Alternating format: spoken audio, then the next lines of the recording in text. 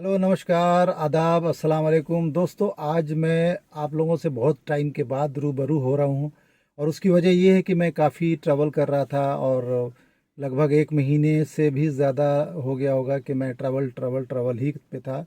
लेकिन अभी इन दिनों बहुत ज़्यादा जो दुनिया भर में एक ही खबर वायरल हो रही है, चल रही है, देख रहे हैं लोग, और जो हालात हैं उसको भी अज्यूम करने की कोशिश कर रहे हैं। उसमें सही गलत हर तरह की न्यूज़ परोसी जा रही है, चाहे वो कोई चैनल हो, गोदी मीडिया हो, या कुछ कम समझदारी वाले नॉन एजुकेटेड जर्नलिस्ट हैं, वो भी कुछ कंटेंट रॉन्ग चला रहे हैं। बहरहाल ये तो उनका मामला है, लेकिन मैं आप लोगों से जो आज साझा करने वाला हूँ, आज बताने वाला हूँ, जो क्या रीज़न है जो इस मुल्क में इतना बड़ा बवाल पिछले लंबे वक्त से, लंबे कई सालों से चल रहा है। और कई सालों का मतलब ये कि 1943 और 1947 के आसपास से ये जो शुरुआत इस जड़ की हुई है, इस बीमारी की हुई है, यानी ये जो आज हालात बना है, उसकी वजह को हम लोग टटोलेंगे, जानेंगे, और एक बहुत ही एक्सपर्ट, बहुत ही एजुकेटेड पर्सन से जो हिस्ट्री के बारे में काफ़ी कुछ जानते हैं,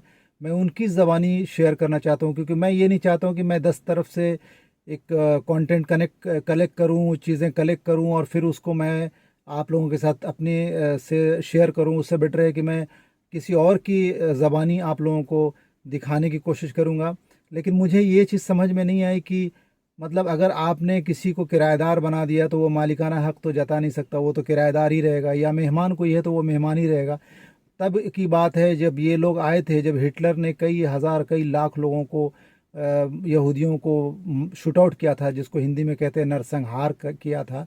उसमें करीब 60,000 बचे हुए थे लोग। उसमें से कुछ लोग, कुछ 100 लोग, कुछ हज़ार लोग के करीब एक जहाज़ में सवार होके कई टापू पे घूमे, लेकिन किसी ने भी अपनी ज़मीन पर उतरने की इजाज़त नहीं दिया। उन्होंने तख्तियाँ लिख के बाज़ाब्ता रखी कि हम लोग बड़ी उम्मीद के साथ आपके आपके किनारे पे, साहिल पे अपनी जहाज़ को खड़ा किया है कि आप लोग हमें इजाज़त दोगे रहने के लिए। यही मामला हुआ था फ़िलिस्तीन पे, और फ़िलिस्तीन के मुसलमानों ने उनको पनाह दिया था। लेकिन पनाह देने के बाद क्या हुआ या क्या हो रहा है वो सबके नज़र के सामने है। और ये हिटलर का कहना था कि मैं कुछ यहूदियों को जो छोड़ रहा हूँ, वो इसलिए छोड़ रहा हूँ कि ये जहाँ जाएंगे वहाँ क्या करेंगे और मैंने क्यों मारा, इसका जवाब उनके अंदर छुपा रहेगा।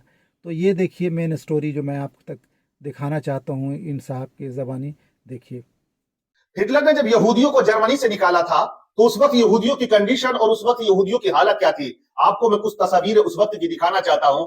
आप स्क्रीन पर देख रहे हैं, ये वो तस्वीर है कि जिसमें यहूदी लदकर जा रहे हैं। जर्मनी से इनको निकाला गया और ये अपने बहरी जहाजों पर टंग जाते हैं और पूरा जहाज पूर होता है। उसके बाद ये फ्रांस जाते हैं। फ्रांस वालों ने इन्हें लेने से इनकार कर दिया, रूस वाले ने लेने से इनकार कर दिया। मतलब पूरे यूरोप से इनको नकार दिया जाता है और कोई इन्हें सर छुपाने के लिए, इन्हें कदम रखने के लिए अपनी जमीन नहीं दे रहा था।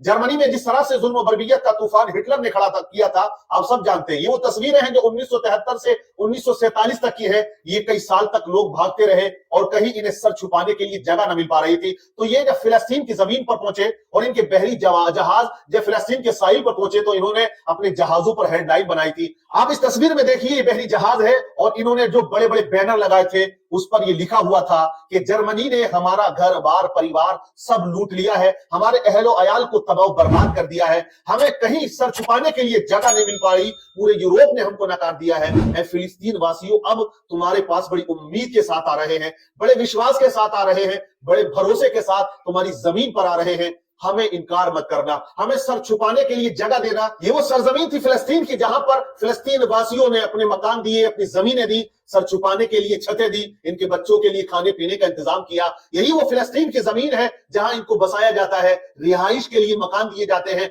जगह दी जाती है। जब पूरे यूरोप ने इनको नकार दिया था, पूरा यूरोप जब इनका दुश्मन बना हुआ था और हिटलर ये कह रहा था कि जहां भी ये दिखाई दे मैं उनको छोड़ूंगा नहीं, लेकिन कुछ यहूदियों को उसने जिंदा भी छोड़ा। ऐसा नहीं है कि 90 लाख यहूदी थे तो सबको मारा हो, उसमें से 60 लाख, तारीख में आया, हिस्ट्री में यही है कि 60 लाख के करीब यहूदियों का उसने कत्लेआम किया था। बड़ी बर्बियत के साथ, बड़े जुल्म तशद्दुद के साथ। लोग आज भी उस पर लानत भेजते हैं, अकलमंद और जो इंसानियत से प्यार करते हैं वो यही कहते हैं कि हिटलर ने ये जुल्म बहुत ज्यादा किया था। लेकिन उसने जब कुछ यहूदियों को जिंदा छोड़ दिया तो उसका एक तारीखी जुमला भी है जो आज भी तारीख में छपा हुआ है, छुपा हुआ नहीं है।